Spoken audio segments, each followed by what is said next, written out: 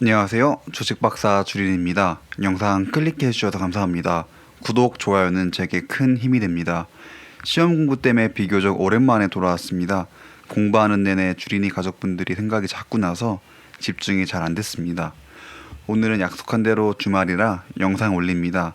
오늘은 간략하게 테슬라 주가가 좀 많이 떨어져서 걱정하시는 가족분들을 위한 이야기와 배터리데이 이전에 예상되었던 테슬라의 미래에 대해서 이야기해 보도록 하겠습니다.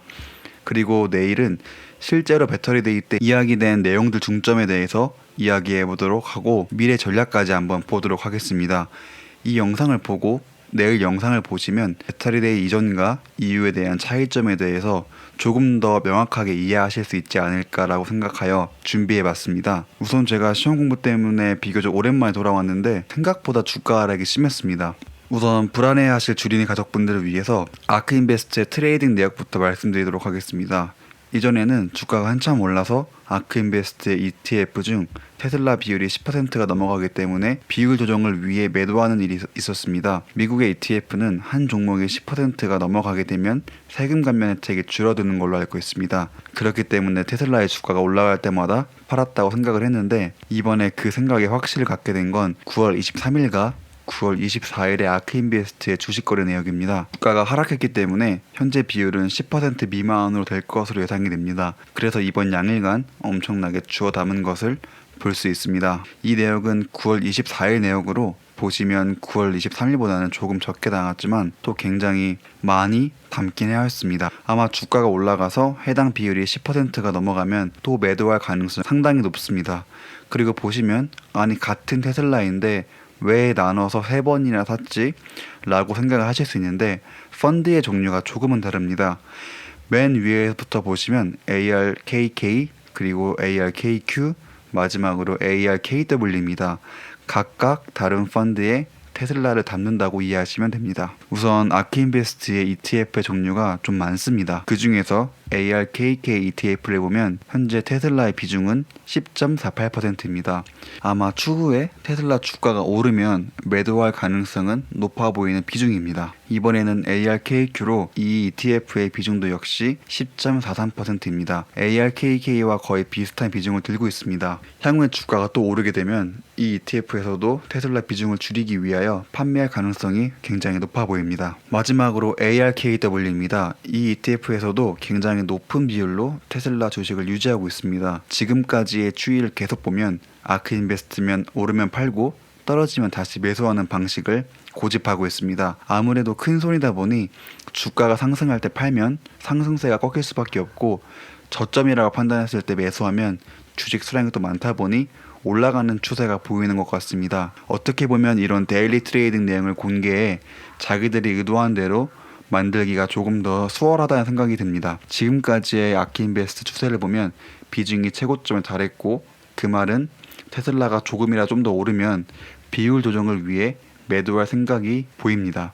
그러면 오르는 상승세가 다시 꺾이지 않을까라는 생각 역시 자연스럽게 들게 됩니다. 제가 이전에 EXAS 회사에 대해서 한번 언급을 드린 적이 있습니다. 대장암 조기 발견 및 예방을 하는 회사인데 지노믹 헬스라는 회사와 합병을 앞두고 있고 그로 인해 매출 및 영업이익이 굉장히 증가할 것으로 보인다고 말씀을 드렸습니다. 그리고 아크인베스트도 해당 주식을 매수하였고 9월 24일에는 0.4%가량 판매한 것을 볼 수 있습니다. 그런데 그들이 매수한 지 며칠이 안 되어서 26% 가까이 올랐습니다. 제 기억으로는 5일이 안 됐던 것 같은데 그런데 저렇게 급등되었을 때 전부인지는 모르겠으나 꽤 많은 수치를 아까 보여드린 표대로 매도하는 것으로 보입니다. 이런 트레이딩 기술들을 보면 굉장히 배울 게 많다는 생각이 들긴 합니다. 하지만 개인이 아크인베스트처럼 수많은 종목들에 대해서 분석하고 트레이딩 하기에는 굉장히 리스크가 있다 보니 많아야 3개 종목에 대해서만 공부하고 투자하는 게 좋지 않을까 생각을 합니다. 테슬라에 대해서는 제가 잘 설명드릴 테니 걱정 안 하셔도 됩니다. 근데 혹시 이거 급등하셨다고 해서 지금이라도 한번 사볼까? 하시면 안 됩니다. 아크인베스트도 꽤 많은 분량을 판매했습니다. 트로 형님의 3분기 예상 판매량 수치는 약 14.4만 대입니다. 이분의 인도량은 95% 이상의 정확도를 맡고 있습니다. 그 다음 예상치는 아직 안 나왔으나 지금까지의 예상 수치는 그렇습니다. 최근에 일론 머스크가 직원들에게 보낸 메일이 유출되었다고 하면서 기사가 좀 많이 나왔습니다. 그중 일부를 발췌한 내용으로 3분기의 최대치의 인도량을 기록할 것 같다라고 말합니다. 트로이 형님이 14.4만 대를 예상했으니 최대치라고 한다면 적어도 15만 대는 넘어갈 것으로 보고 있습니다. 이 정도 수치면 컨센서스를 크게 뛰어넘는 수치로 호재가 될 확률이 높습니다. 자세한 건 실제로 3분기 발표가 나보면 알 것으로 보입니다. 배터리데이가 지나고 나서 결과론적인 일론 머스크의 트윗을 한번 보도록 하겠습니다. 처음에 이 트윗이 나왔을 때 실망 매물이 조금 많이 나왔던 걸로 기억합니다. 결국 자동차를 만드는데 사용되는 기계를 만드는데 정말 어렵다라는 말로 시생산하더라도 대량 생산하는 데는 한계가 있다는 뜻입니다. 배터리데이 때 뭐가 나오더라도 대량 생산은 어렵다는 의미를 받아들일 것으로 보입니다. 지금 테슬라 입장에서 가장 중요한 게 대량 생산이 진행되어서 빠르게 판매가 되어야 하는 건데 그게 쉽지 않다고 말한 것이니 어찌 보면 주가 하락은 당연하다고 생각이 됩니다. 그리고 또 다음 트윗을 보면 위 내용부터 우선 간략하게 정리해보고 속뜻에 대해서 이야기해보겠습니다. 배터리데이를 맞이하여 중요한 이야기를 할 것이고 우리는 단기적인 목표가 아닌 장기적인 관점에 대해서 이야기할 것입니다. 세미 사이버 트럭이 2022년까지 대량 생산될 것 같진 않습니다. 테슬라는 파나소닉, LG, CATL 그리고 이외의 파트너사로부터 배터리셀 구매를 줄이지 않고 늘릴 것입니다. 그러나 우리의 파트너사들이 최대치로 배터리셀을 공급하더라도 2022년이 되면 셀이 부족할 것이고 우리는 무언가 행동을 취할 수밖에 없다라고 했습니다. 그럼 외적인 뜻을 말고 속내를 좀 살펴보자면 2022년이 되면 배터리셀이 부족해지고 이러한 부족은 세미, 사이버트럭의 생산에 차질을 주게 될 것으로 봅니다. 그렇기 때문에 그들이 생각했을 때 많은 양을 생산하지 못할 것이라고 했고 사실 근데 그 양이 얼마나를 나타내는지 잘 모르겠습니다. 여기까지 내용을 보자면 테슬라가 예측하기를 2022년부터 배터리셀이 부족해지고 무언가 액션을 취한다 하였는데 그 액션이 아마 테슬라가 완벽한 자체 배터리셀 공장의 수준을 높인다라는 뜻인 것 같습니다. 그리고 확보된 현금은 여기에 투자하지 않을까라는 생각을 하고 있습니다. 제가 이전 영상에서 사이버트럭은 21년 말쯤에 나올 것이라고 말씀을 드렸습니다. 21년에 처음 생산되는데 2022년 말까지도 대량 생산을 하지 못한다고 하는 것은 현재 차량을 많이 팔아야 하는 테슬라 입장에서는 악재임이 분명합니다. 사람들은 아마 더 빠른 시기에 대량 생산을 할 것으로 예상했으나 생각보다 늦어져서 이로 인해 주가가 많이 하락한 것으로 보입니다. 그래도 결과론적으로 보면 배터리데이 이후에 엄청나게 하락할 주가를 이 트윗을 통해서 사전에 주주들에게 어떻게 보면 공지하게 됐고 하루 만에 엄청 떨어지는 것을 여러 날에 나누어서 완충하지 않았나라는 생각을 합니다. 물론 주주 입장에서는 실망스러운 것은 변함은 없어 보입니다. 그런데 저는 또 괜찮게 보는 게 굉장히 많은 양의 배터리셀을 생산하지 못할 뿐이지 모델 S와 X에 들어가는 배터리는 자체로 생산한 배터리가 들어갈 것으로 보고 있습니다. 저는 이미 이러한 부분들이 테슬라가 진화하고 있고 충분히 매력적이라고 보고 있습니다. 물론 전고체 배터리와 같은 혁신적인 기술이 아니지만 자체 생산한 배터리이고 이전에 비해 좋아진 품질로 대체하려고 하는데 이 정도면 충분히 기대해볼 만하지 않나라는 생각을 하고 있습니다.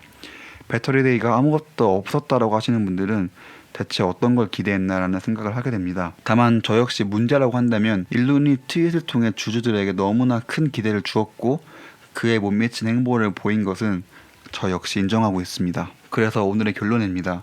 오랜만에 영상 찍고 주린이 가족분들이랑 이야기할 생각에 벌써 설렙니다. 댓글이나 좋아요 같은 거 많이 눌러주시면 또 재밌게 댓글 남기고 열심히 해보겠습니다. 주가가 생각보다 또 많이 하락했습니다. 그래서 걱정하시는 분들이 많을 것으로 보이는데 아크인베스트를 보면 주가가 하락하니 자기네 ETF 3개에 테슬라 비율을 10% 넘게 맞춘 것을 볼 수 있습니다. 아마 주가가 또 올라가게 되면 비율 조정 문제로 인해 다시 매도할 것으로 보이긴 합니다. 근데 저는 아크인베스트가 매수를 안 했어도 테슬라의 펀더멘털의 변화가 없다고 한다면 추가적으로 매수할 생각입니다. 그런데 아크인베스트가 매수하는 걸 보고 그들도 역시 펀더멘털에 문제가 없다고 판단하는 것으로 보입니다. 펀더멘털에 대한 변화는 제가 수시로 보면서 말씀드리도록 하겠습니다. 트로이 형님의 트위터에 따르면 3분기 예상 인도량은 14만 4천 대를 보이고 있습니다.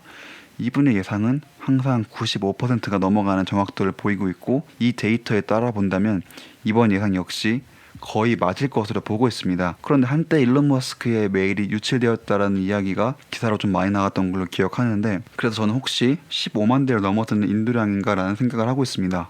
이렇게 되면 컨센서스를 뛰어넘는 수치로 굉장한 호재라고 생각하고 있습니다. 실망 매물로 주가가 많이 빠지긴 했으나 다시 올라갈 수 있는 재료 중 하나라고 저는 생각하고 있습니다. 일론 머스크는 배터리대 이전에 대량 생산이 어려운 이유에 대해서 설명을 하였습니다. 아마 이 설명을 한 것 자체가 아직 테슬라 역시 조금은 대량 생산이 어려운 단계라는 것을 알려준 것으로 보입니다. 2022년까지 파트너사로부터 최대한의 배터리셀을 공급받더라도 양이 부족해질 것으로 예측을 하고 있습니다. 그때가 되면 어떠한 액션을 취한다고 하였는데 아마 배터리셀 자체 생산 공장에 대한 투자로 보입니다. 그리고 유상증자 받은 돈을 여기에 사용하지 않을까라는 생각을 하고 있습니다. 지금까지 배터리데이 이전의 테슬라 입장에 대해서 조금 영상을 찍어봤습니다. 내일은 배터리데이 이후의 테슬라에 대해서 심층 분석을 해보도록 하겠습니다.